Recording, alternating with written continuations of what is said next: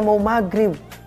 Dan kita sudah merencanakan bahwa kita ini akan makan makanan yang tadi kita siapkan, yang tadi kita inginkan.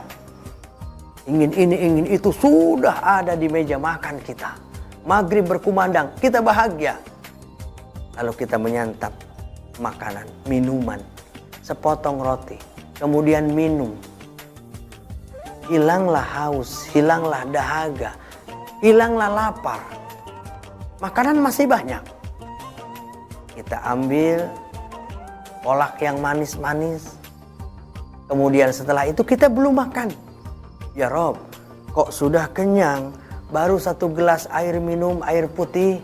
Kemudian kita makan roti dan kolak atau bubur kacang hijau. Ini sudah kenyang.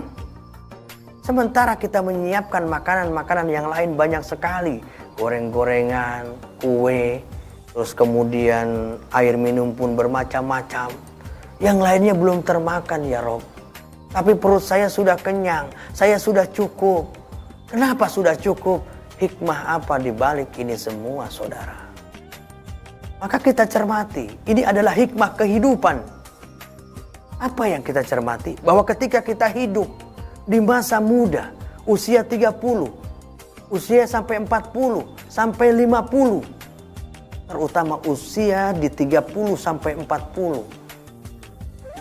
Hawa nafsu keinginan kita hidup di dunia, kita ingin apa saja. Kita ingin menjadi orang yang kaya, kita ingin menjadi orang yang sukses, kita ingin menjadi orang yang hebat, kita ingin mendapatkan ini, itu, rumah, mobil, semuanya, jabatan, semuanya. Apakah ini nggak boleh? Tentu saja boleh pemirsa. Nabi menganjurkan, "I'mal lidunyaka ka'annaka ta'isu abada." Kau menjadi orang muslim, bekerjalah untuk duniamu seolah-olah kau akan hidup selamanya. Silahkan, harus memiliki punya cita-cita. Himmatul aliyah. Anda harus punya cita-cita. Jangan nggak punya cita-cita. Lebih baik gagal dari cita-cita daripada nggak punya cita-cita. Maka dari itu, kita menginginkan ketika usia 25, 30, 40. Apa yang kita kagak inginkan? Kita pengen, bagus itu. Kita ingin makanan ini, makanan itu di siang hari, di usia senja. Setelah jam 5, jam 6, usia mulai renta, umur 60 tahun, 70 tahun. Kalau mengikuti Nabi 63 tahun. Tapi kalau sudah 70 tahun berarti sudah diberikan bonus oleh Allah Subhanahu wa taala, usia kita sudah renta. Sampailah azan maghrib, buka puasa. Hikmah apa? Berarti inna lillahi wa inna ilaihi raji'un. Umur manusia diambil oleh Allah Subhanahu wa taala, ruh yang dititipkan diambil oleh Allah, saudara. Yang kita kumpulkan waktu muda, pangkat, jabatan, disanjung orang-orang, rumah, harta, kekayaan, tidak kita bawa. Yang kita bawa hanya sehelai kain kafan, dibungkus dengan kain kafan. Ibarat kita baru makan bubur saja sudah kenyang.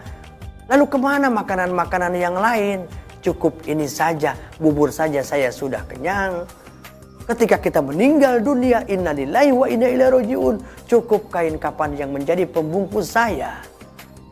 Inilah hikmah selanjutnya dari puasa yang kita lakukan. Keinginan di siang hari, apa-apa kita kumpulkan. Tapi begitu azan maghrib tiba, hanya makanan sedikit yang masuk. Kita kumpulkan benda dunia. Ketika innalillahi, hanya kain kafan.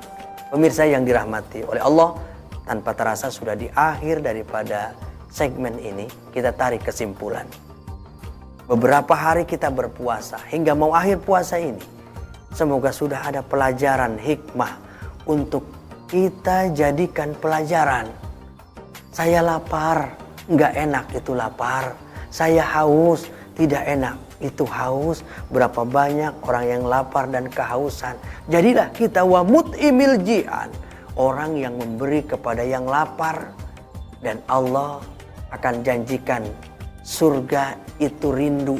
Minta kepada Allah, ya Rabb, datangkan orang yang memberi makan kepada yang lapar ke dalam surgaku.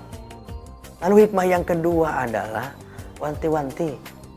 Mumpung kita diberikan kesempatan di dunia, yang kita kumpulkan di dunia ini, harta kita, ayo kita infakkan jadi harta yang kita simpan. Sebab 3, 1 harta yang dimakan, 2 harta yang ditinggalkan, 3 harta yang disimpan. Harta yang dimakan enaknya hanya di lidah saja, begitu lewat tenggorokan sama saja. Lalu yang kedua, harta yang kita tinggalkan akan jadi bahan perebutan anak dan keluarga kita. Lalu yang ketiga, harta yang kau simpan, yang kau sedekahkan, yang kau berikan di jalan Allah Subhanahu wa taala, itulah harta yang kau simpan. Nanti lahum ajruhum inda rabbihim, Allah akan berikan ketika kita membutuhkannya. Pemirsa yang dirahmati dan dimuliakan oleh Allah Subhanahu wa taala.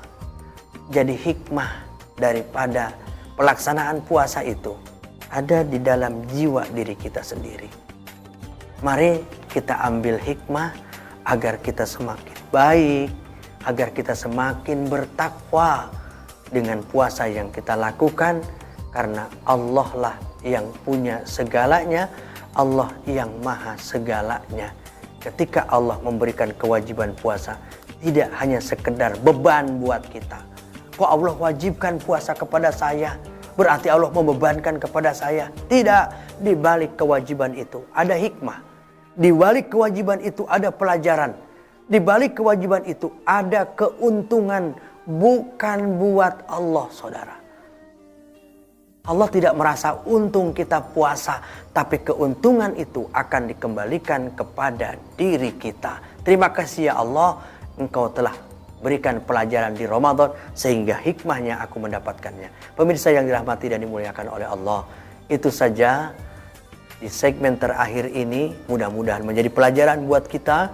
Mohon maaf atas segala kesalahan dan kekurangan. Sampai ketemu dalam acara yang sama, Lentera Islam, mengkaji Islam untuk kehidupan yang sempurna. Billahi taufiq wal hidayah. Assalamualaikum warahmatullahi wabarakatuh.